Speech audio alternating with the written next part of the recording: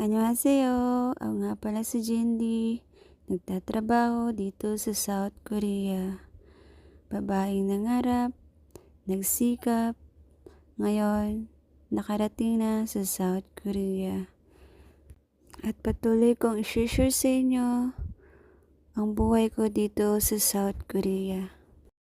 Kung nangangarap ka na makapunta dito sa South Korea, ay pagpatuloy mo lang.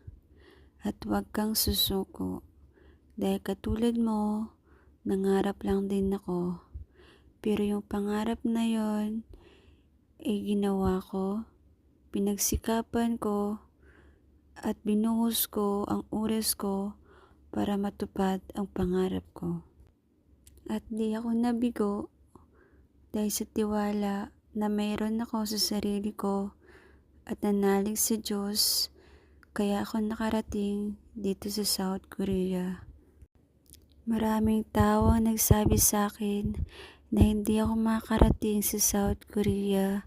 Maraming tao ang nagsabi sa akin na hindi ko kakayanin ang trabaho sa South Korea. At maraming tao hindi naniwala na makakarating ako dito sa South Korea. Pero sino ba sila, di ba? Dahil alam naman natin na tayo ang magdedesisyon para sa sarili natin. Dahil tayo ang gagawa ng gusto natin at ang magiging kapalaran natin.